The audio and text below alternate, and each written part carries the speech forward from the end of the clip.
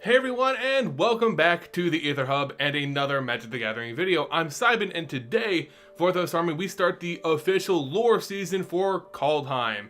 I've done a lot of speculating on Kaldheim so far, some that's already been confirmed and others that we're still waiting on. But today we finally get into what's really important on this frozen plain and what seems to be a mosh posh of characters. Just a little housekeeping before we begin though, I've actually started to stream a little bit more here on YouTube, reading the stories live with fans while answering questions, or just talking about cards being spoiled. So if you want to join in on that, make sure you hit that subscribe button and notification bell so you know exactly when I do go live.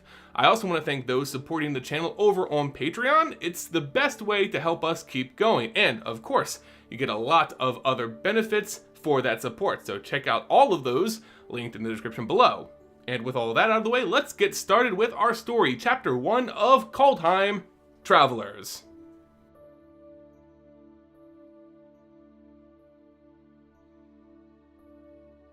We start our adventure with a large ornate ship, a vessel designed for battle, depicting images of victorious conflicts, brave warriors, and even the gods themselves carved right into its sides. The ship is docking at a rather small fishing village, one whose residents are looking for the very things carved into the ship's wood. They're a town on the brink of annihilation, its people meek and frail from hard winter days. Starvation and madness seemed commonplace in such a remote area, yet something more sinister had plagued these villagers, something much more direct than hunger. A monster had been hunting them from the darkest shadows of the forest edge, taking away children, loved ones, many who believe have just gone missing, while others, who have seen the beast, understand their true fate. Yes, warriors and gods are exactly what this village needs.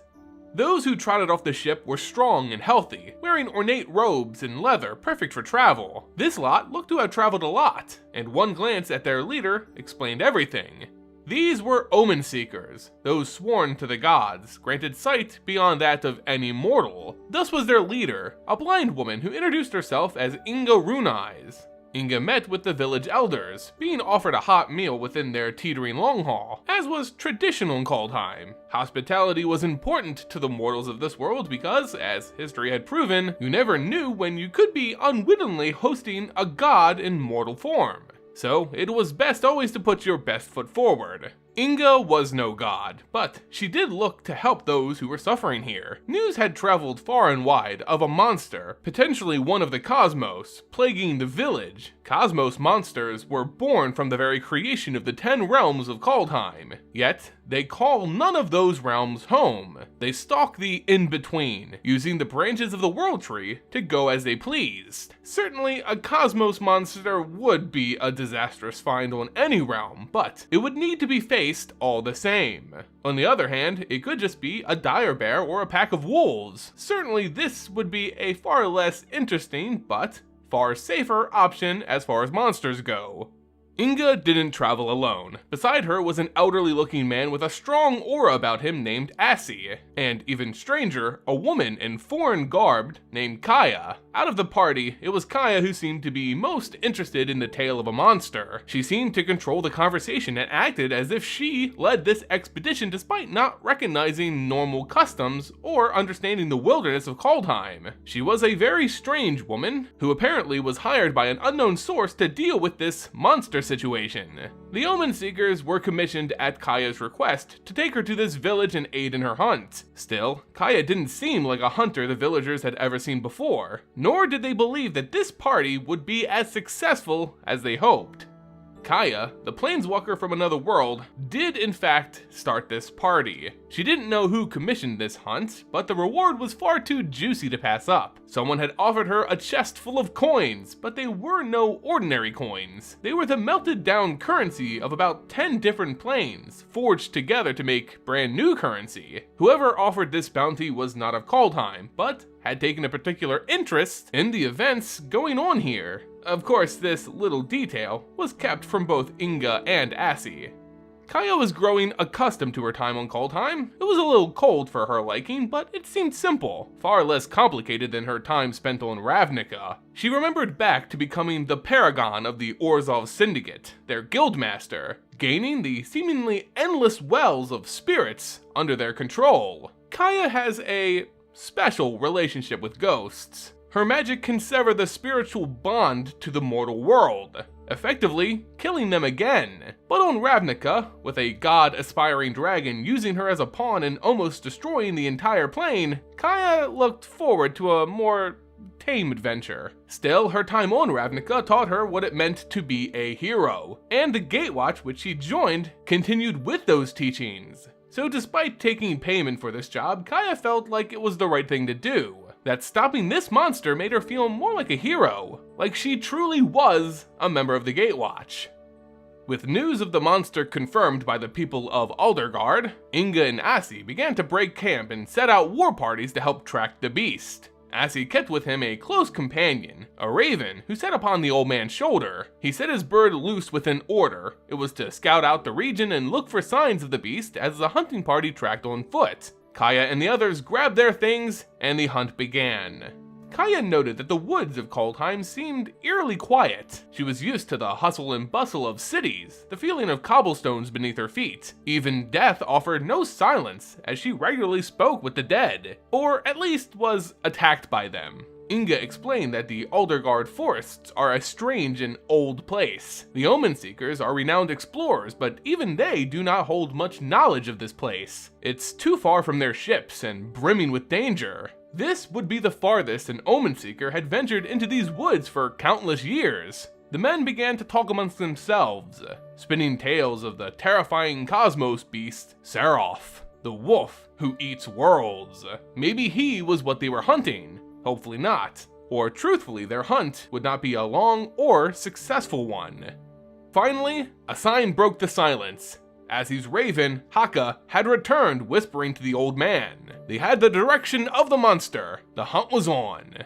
They arrived at the entrance to a cave, the sort of place Kaya remarks as being where a monster would definitely call home. The mouth was jagged with rock, and the snow disturbed with traces of blood. Kaya looks to her party, as the Omenseekers knelt, saying prayers to their various gods. Names Kaya didn't recognize and didn't really care to learn. Gods of other worlds meant little to a planeswalker. They all seemed to bless their weapons, while Inga turned her attention to a lantern she carried with a flickering blue flame, surely some type of magic native to Kaldheim.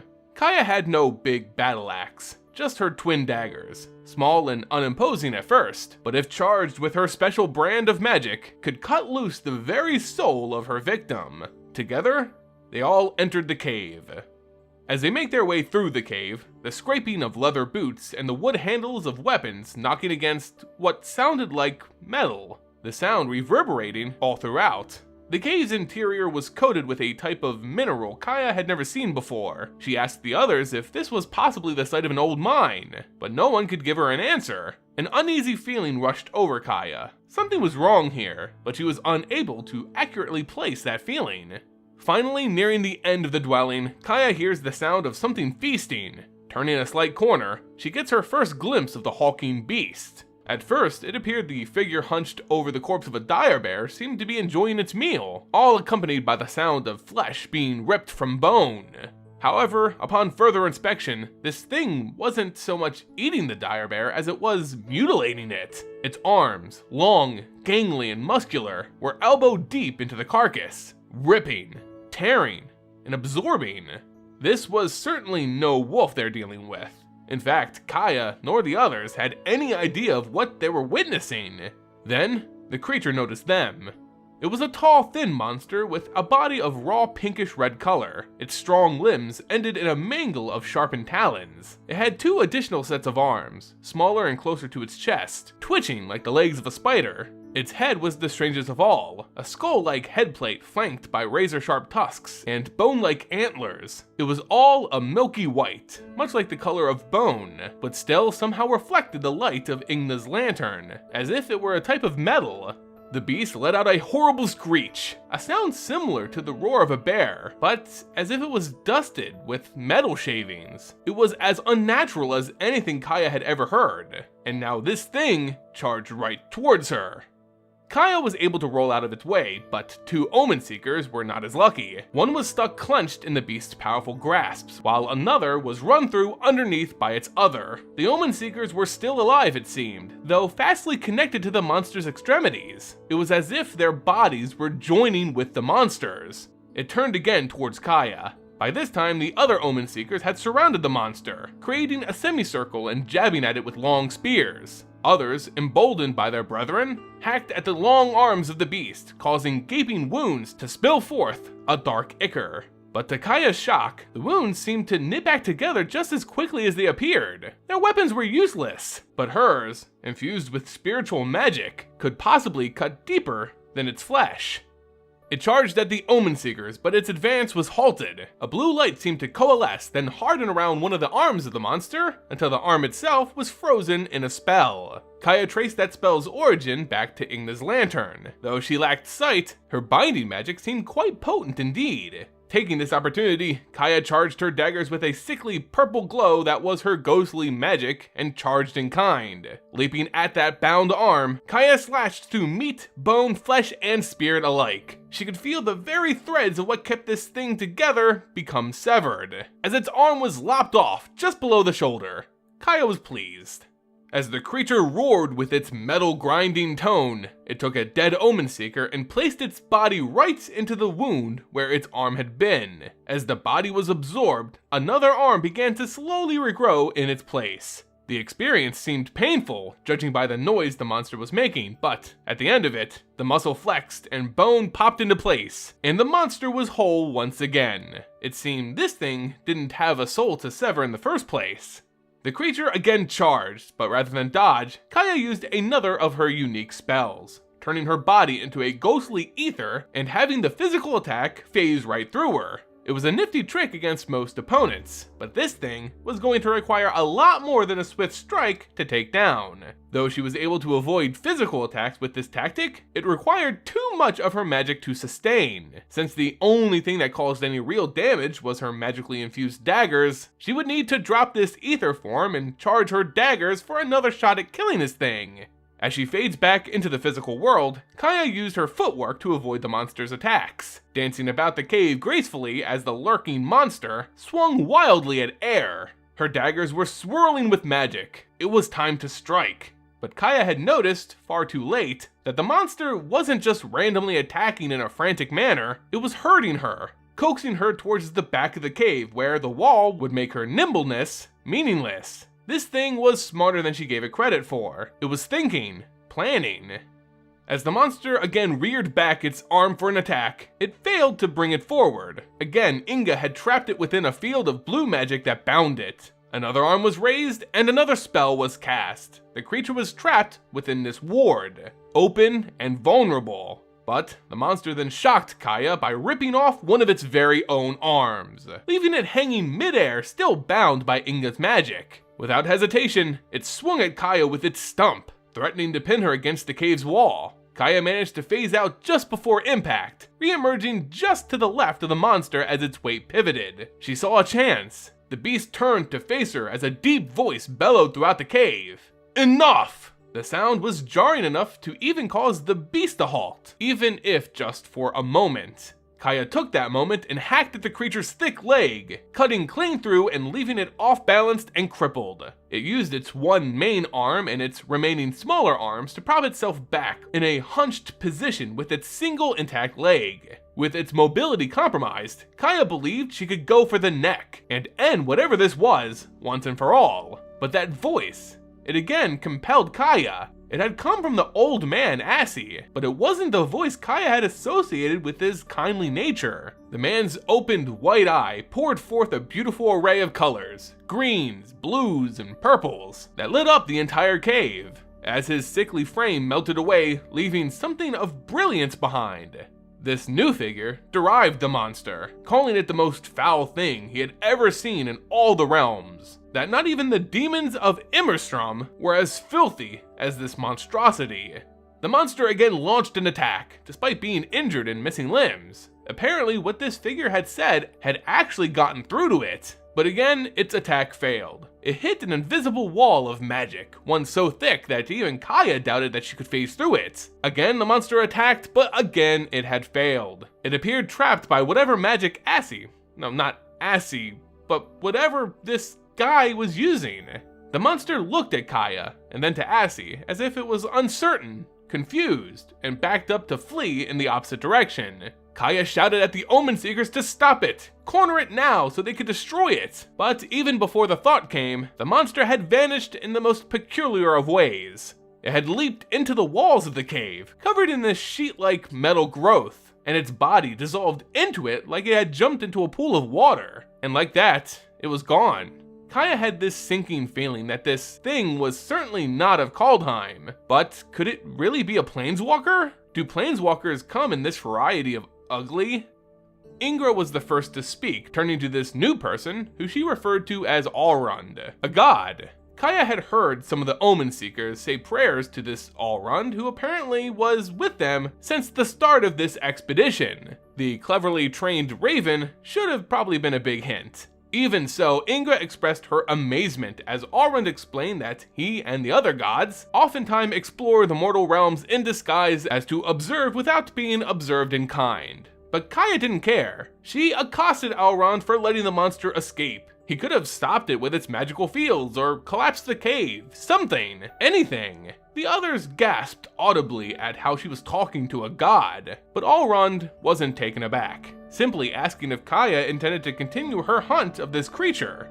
Kaya explains that she was intended to complete the contract that she was awarded, though now for more selfish reasons. The one who paid her for this job was clearly a planeswalker who had riches from other planes, and they want her to kill this monster that too had come from a different world. This was getting way too interesting to back out now. The god Allrund explained that this beast had been terrorizing other realms connected to Kaldheim, realms that he and the other gods had been monitoring using the World Tree. He admitted that it can travel much like the Cosmos monsters can, but he fears that it isn't counted among their numbers. This thing is dangerous to the very foundation of Kaldheim, and if Kaya was looking to pursue it, Allrund was prepared to aid her. The monster had already fled this realm, so she too needed a vessel that could traverse the great in-between. Allrund offers the longship Kazama. The Omenseekers again gasped as they're well familiar with the tales of such a picky vessel, believing it to just be stories and legends. Many are shocked to hear of a god speaking as if it was real. But real it is, and Allrund promises Kaya that the Omenseekers can bring her to it, but also cautions her in the same breath, as the Kazama is notoriously selective of its passengers. Kaya really didn't like gods and their riddles. Allrund announces that he has to return to his kin to discuss this matter and seek answers to his own riddles from this encounter, before leaving through a beautifully colored door of rainbows that he had opened on the dark wall of the cave. Allrund turned to the party and said, "Inga Runeyes, Kaya Far Traveler, I fear the arrival of this creature is an omen, a sign of terrible things to come. In all my auguries, I see death and destruction throughout Kaldheim. I fear a doomscar approaches, one unlike any in living memory." Kaya was as confused as ever, but clearly, doomscar didn't sound good. And there you guys go, Chapter 1 of Kaldheim's official lore in the books. Now, just to give some of my initial thoughts so far, I think the rating is actually pretty good this time around. It sets up some characters, some legendary creatures we've already seen in-game, rather than a bunch of nameless story devices that are promised to have no real development moving forward. It's a complaint I've had with some of the stories in the past, and at least at the very start here, it doesn't seem to be too much of a concern. I really like the intrigue of the gods so far on Kaldheim. They certainly feel a lot less present and a lot less important than gods in previous stories. And I think that's an interesting design choice that works in the story's favor. When you have gods in a story, especially in MTG, there's this urge, this urgency to make them super powerful problem solvers or instruments to command the story as they see fit. Basically, you're forced to address how important they are to the story. and just at least for now, it seems the gods just want to observe the mortal realms and ensure stability, providing assistance rather than being the premier helping or hurting force in the story itself. And finally, I'm interested to see how Vorinclex and the Phyrexians' relationship with Kaldheim continues to develop. It seems that despite his character being what I thought was a super powerful praetor in the lore, that Vorinclex is particularly vulnerable here on Kaldheim. I mean, he almost died to basically just Kaya and a bunch of mortal soldiers. Yes, a god did help at the very end there, but even without Alrund's aid, I think the story was heading towards a Kaya victory. Still, Vorinclex's presence on Kaldheim is more of a mystery, a thing of intrigue than an actual threat in and of itself. So, in that sense, I find it to be a very cool idea. Anyway guys, that's going to do it for Chapter 1 of Kaldheim's story. I know I'm a little bit behind with the story releases, but bear with me a little bit and I'm sure to get them all out to you as soon as I can. If you want to support the channel though, remember to hit that like button, subscribe, and tick that notification bell. It really goes a long way in supporting the channel moving forward. You can also support the channel over on Patreon, where patrons get perks like previews of these videos early, signed cards, and of course their names in the credits of my videos. Find the link to support all of our great projects in the description below. And as always guys, thank you all so much for watching. Until next time, see ya!